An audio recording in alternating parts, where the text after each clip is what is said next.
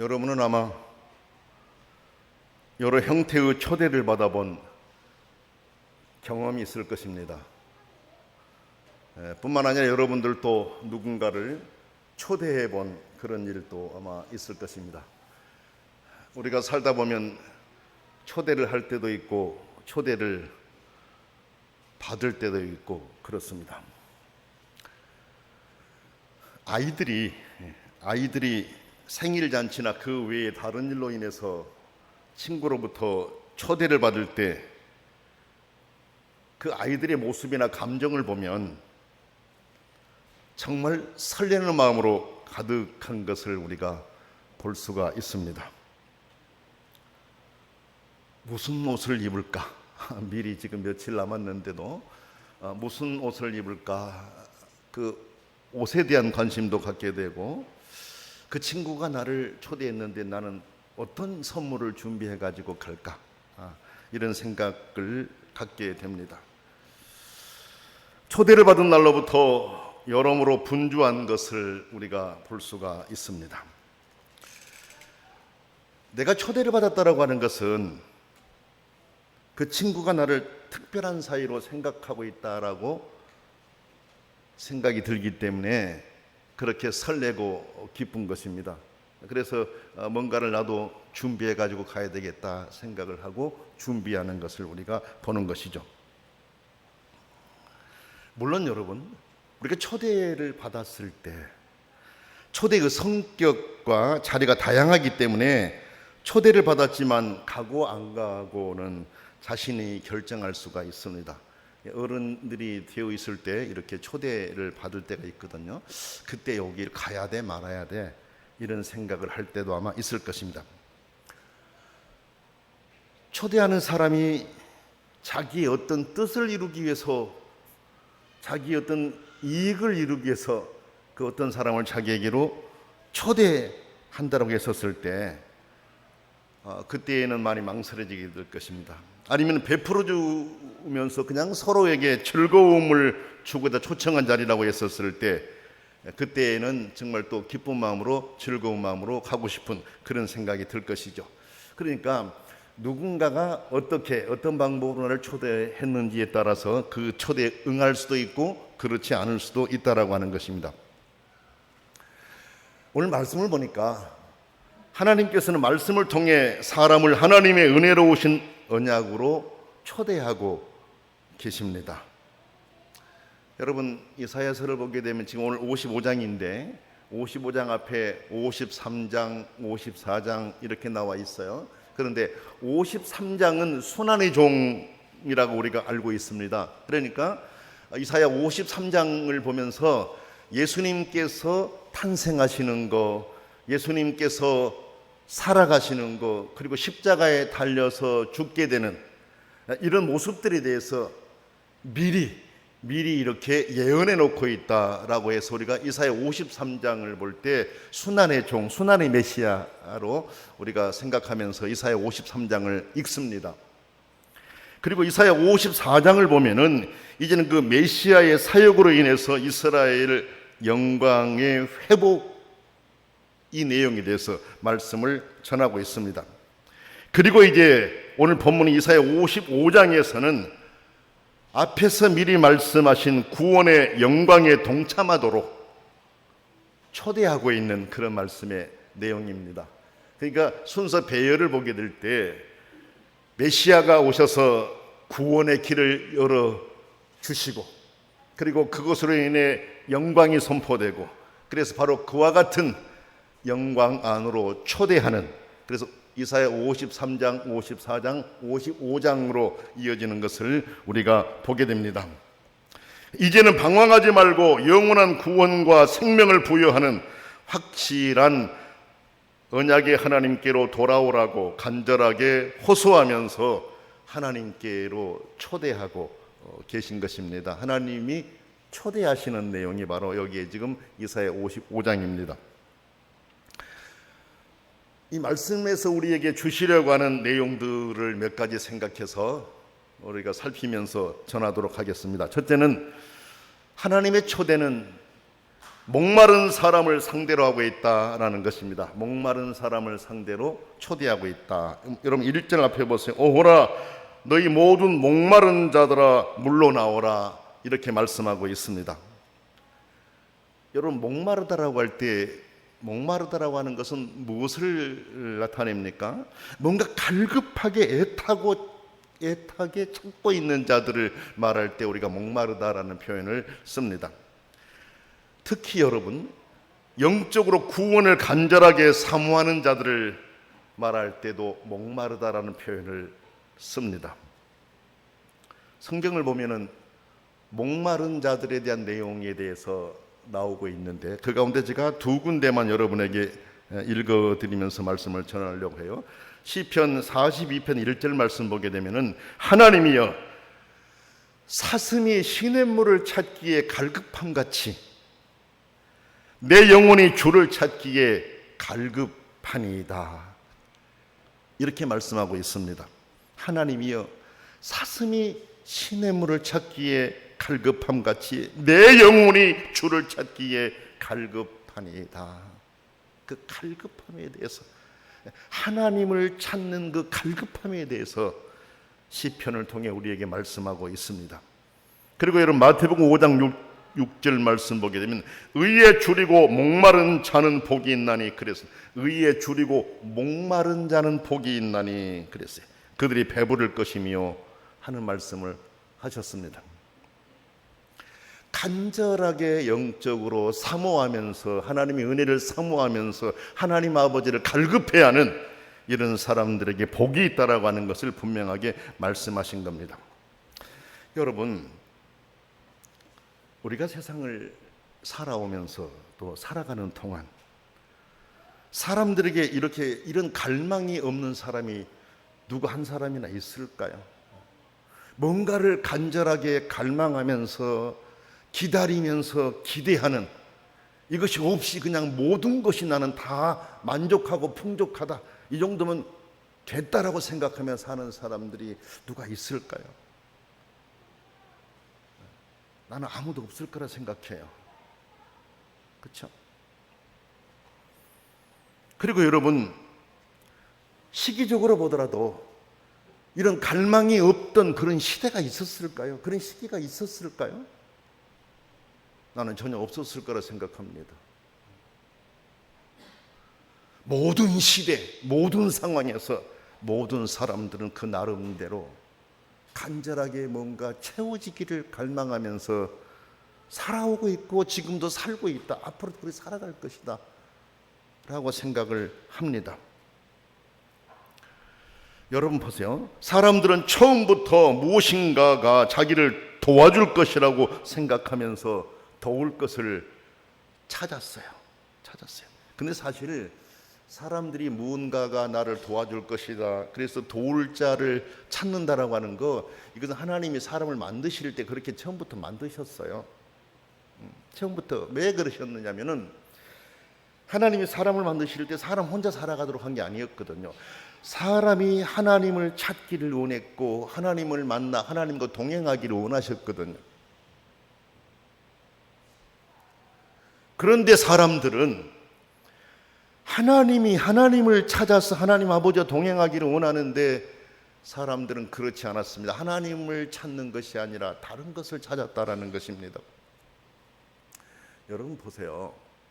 전에도 여러분에게 그런 말씀을 드린 기억이 납니다만은 하나님께서 자연을 다 만들어서 사람들로 하여금 자연을 관리하게 하셨잖아요. 관리하게. 저는 여기에 다스리다, 이 정복하다라고 하는 것이 잘못 우리가 오해로 우리에게 해석될 수 있기 때문에 관리하다라는 이런 스튜어십에 대한 청지기에 대한 개념으로 여러분에게 설명을 드리는 겁니다.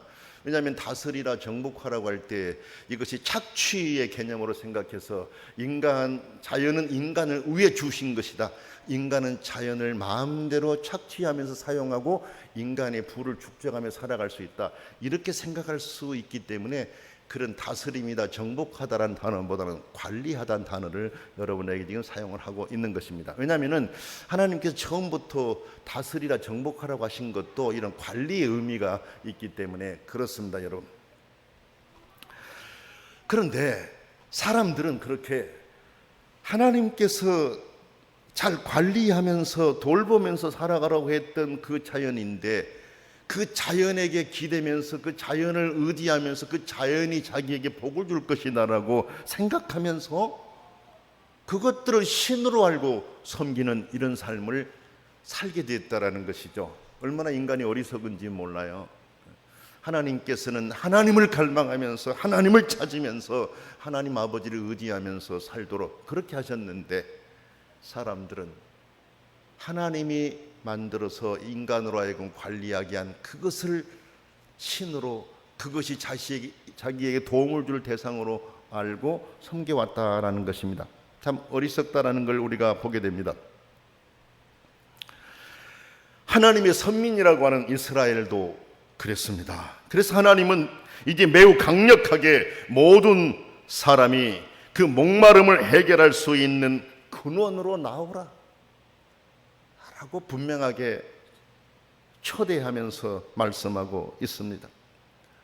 여러분, 사람이 목이 탈 때 목이 타는 것을 해결할 수 있는 것은 물입니다. 그렇지 않습니까? 목이 탑니다. 지금 갈증이 심각해요. 그때는 물을 마셔야 해결할 수 있는 거 아니겠습니까, 여러분? 그렇죠? 그래서 바로 이런 목마름을 해결해 줄 수 있는 근원으로 초대한 것이에요.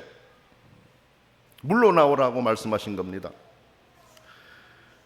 여기 물로 나오라라고 하신 말씀은 상징적인 언어를 통해서 사람을 하나님의 은혜로 초대하고 있음을 우리로 알게 합니다. 이건 상징적인 언어입니다. 그냥 물 자체의 의미를 두는 것이 아니고 물은 하나의 상징으로서 우리에게 말씀하시면서 꼭 필요한 것을 우리에게 알려주시는 것이죠.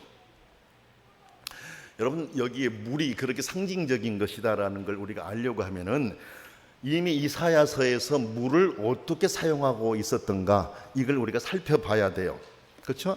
이사야서는 이미 메시아 시대 이후에 존재하게 될 축복과 영생을 신의 물줄기, 비와 같은 물로 이미 암시를 했습니다. 물이라고 하는 것, 이 물 자체가 메시아 시대 이후에 존재하게 될 축복과 영생이다라고 하는, 이걸 암시하는 그런 말씀을 이미 하셨어요. 그러니까 여기에서 물이라고 하는 것도 그렇게 받아들이는 것입니다. 여러분 보세요. 성경을 보게 되면 이렇습니다.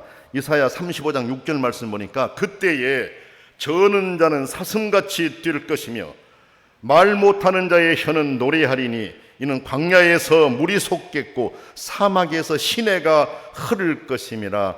이사야 35장 6절에 그렇게 말씀하고 있습니다. 광야에서 물이 솟겠고 사막에서 시내가 흐를 것입니다. 메시아 시대에 나타나게 될 그 복에 대해서 이미 물로 이렇게 표현하는 것을 우리가 볼 수가 있어요. 그리고 여러분 조금 뒤로 넘어가 보게 되면은 43장 20절 말씀 보면 이렇게 나와 있어요.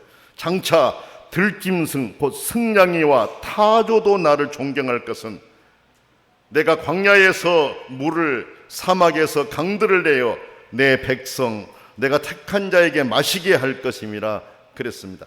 그러니까 메시아가 완성하게 될 그 순간에 이렇게 물이라고 하는 것이 소중하게 인식되는 것을 우리에게 알려주고 있습니다. 그리고 조금 더 넘어가면 이사야 44장 3절 보면 이렇게 말씀하고 있어요. 나는 목마른 자에게 물을 주며 마른 땅에 시내가 흐르게 하며 나의 영을 네 자손에게 나의 복을 네 후손에게 부어주리라. 이렇게 말씀하셨습니다. 그러니까 물이라고 이사야서에 쓰이고 있는 물이라고 하는 것은 단순하게 우리가 마시는 물이 아니라는 것을 우리가 알 수 있어요.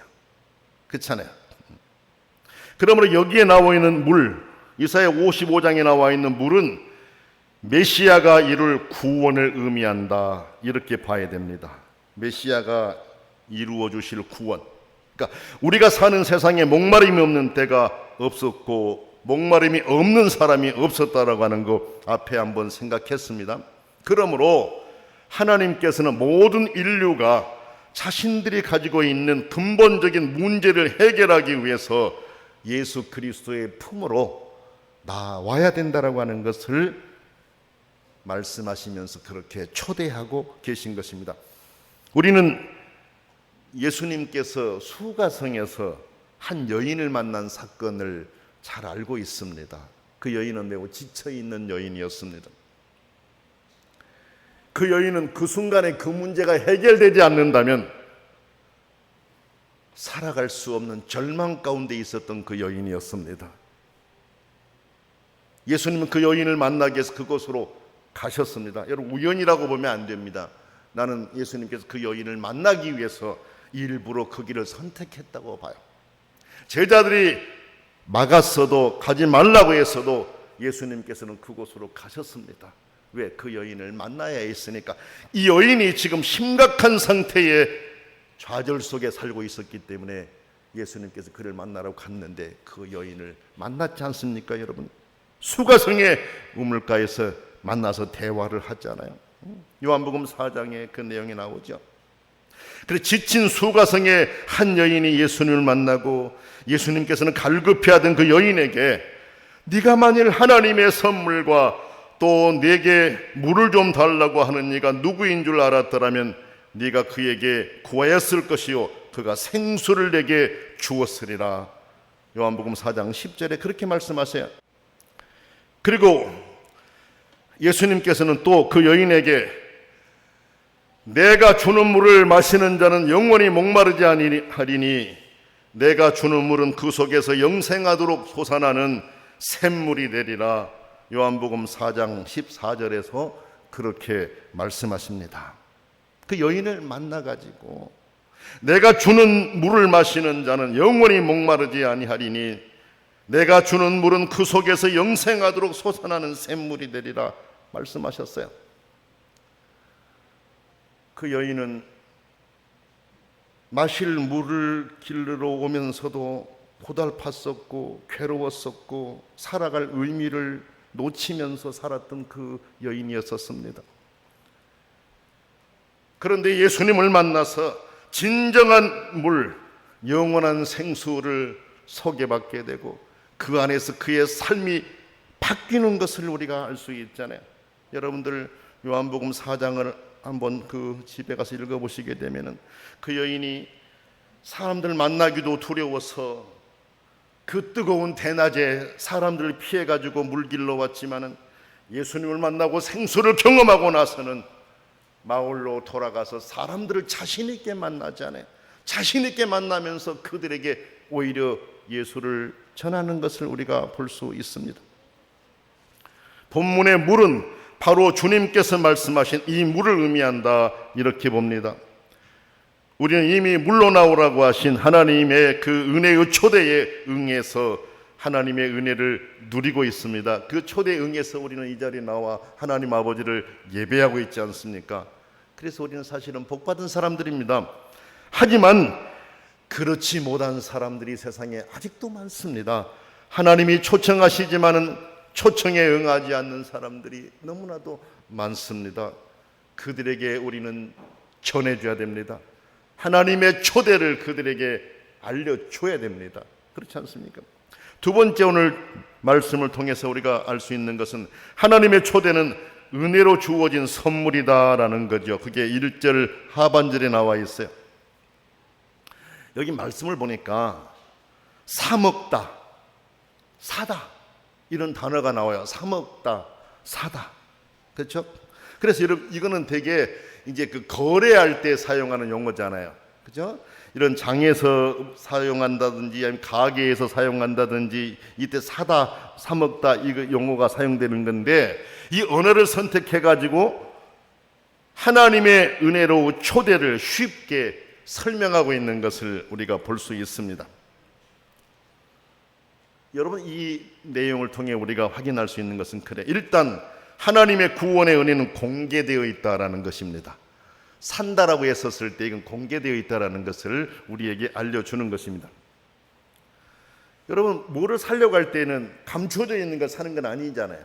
산다라고 할 때는 진열되어 있는 걸 사는 것이잖아요. 그렇죠? 뭔가 보이는 것이잖아요. 이것을 내가 산 거 아닙니까? 공개되어 있다라는 것입니다.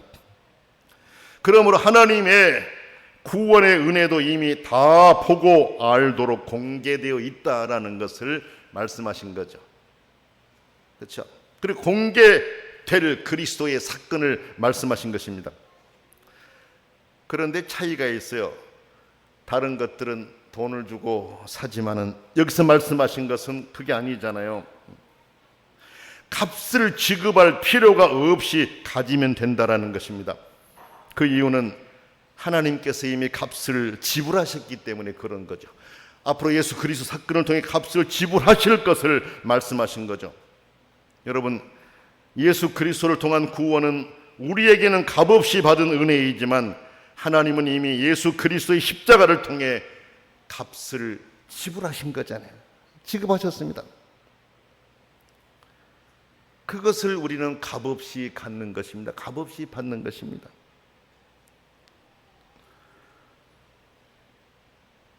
성경을 보면 여러분, 그 소중한 것을 여기에 뭐라고 표현하냐면 물, 포도주, 젖 이렇게 표현하고 있어요. 이 젖은 우유를 말합니다. 우유. 그죠?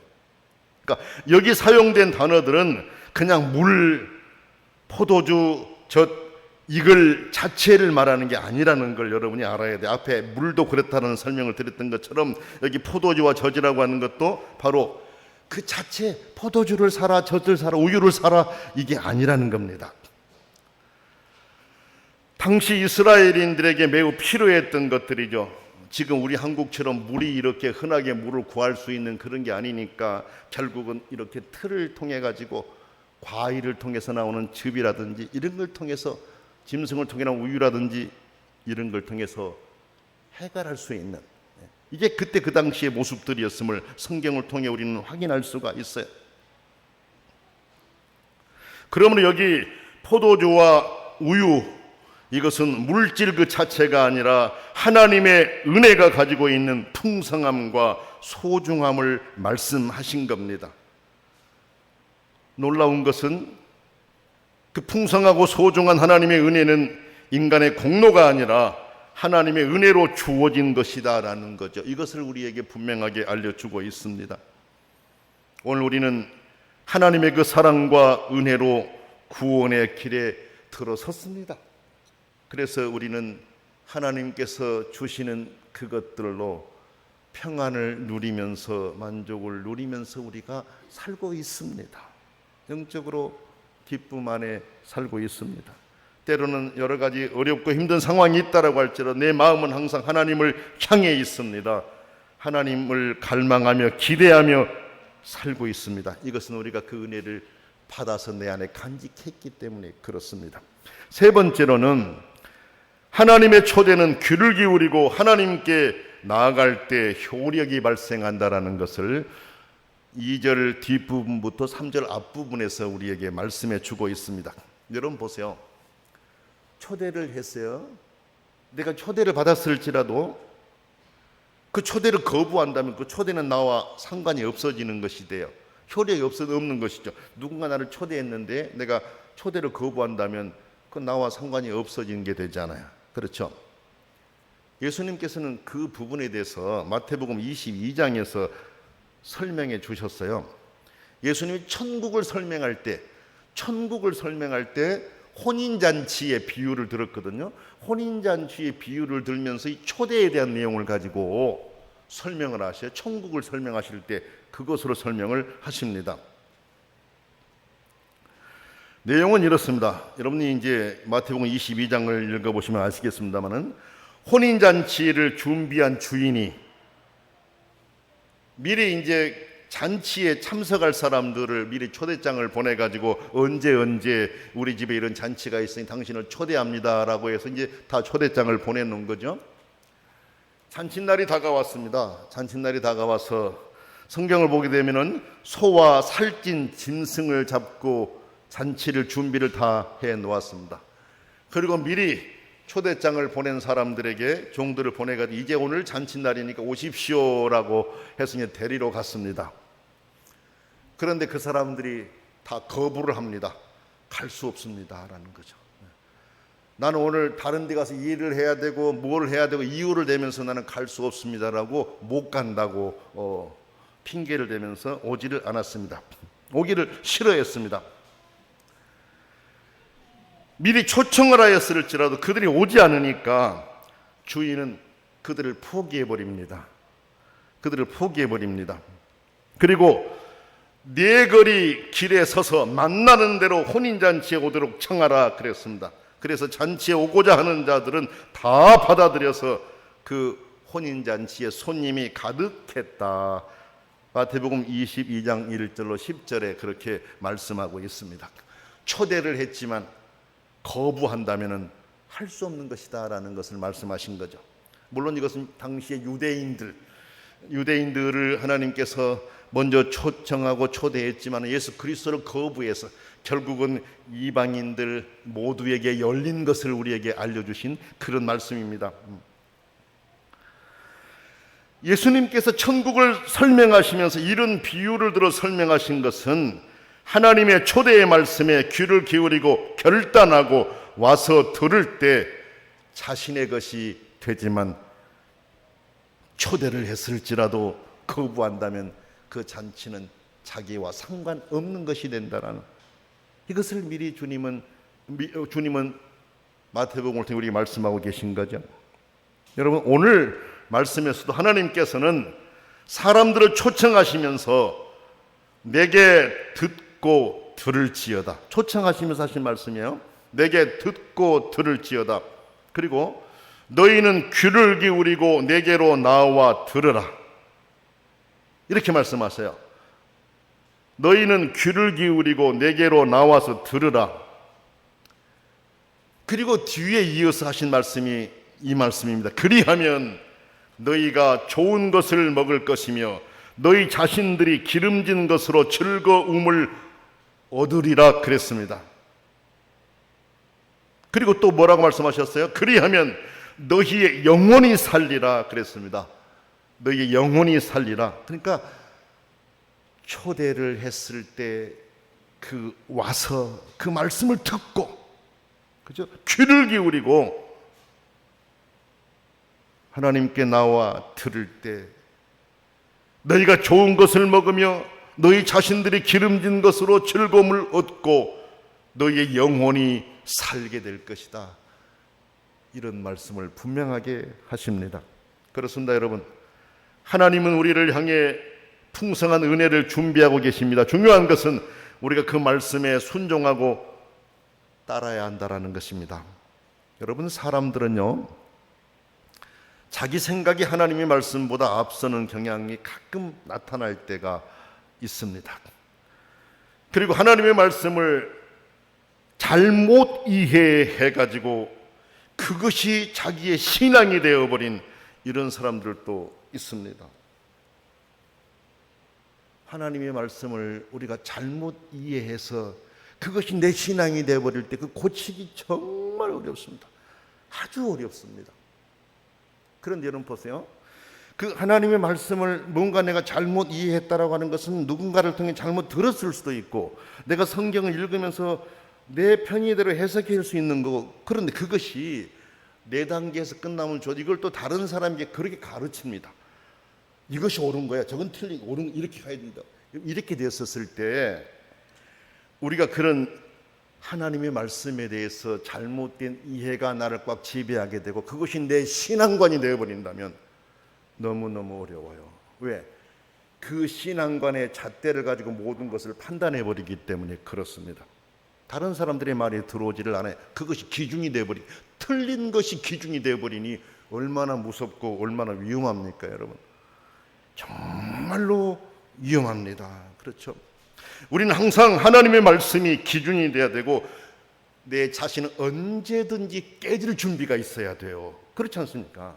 언제든지 내 생각은 깨질 준비가 되어 있어야 돼. 그게 바른 신앙이잖아요. 그렇죠? 아니야, 나는 깨질 수가 없어, 이게 옳은 것이야, 이건 정답이야, 하나님 말씀이 깨져야 돼, 이건 잘못된 거잖아요. 하나님의 말씀으로 내가 깨져야 되는 것입니다. 우리는 하나님께서 말씀하신 내용을 잘 헤아려 순종하고 따르는 믿음의 사람들이 되도록 힘써야 됩니다. 그것은 결국 나에게 즐거움이고 나에게 열매가 맺혀지는 것이기 때문에 그렇습니다. 그래서 신앙은 늘 변화되어 가는 것이잖아요. 하나님 말씀으로 늘 새롭게 달라져 가는 거 아닙니까, 여러분? 그렇죠? 네 번째로는 하나님의 초대에는 언약의 증인이 있음을 알려주셨습니다. 그게 4절에서 5절에 나옵니다.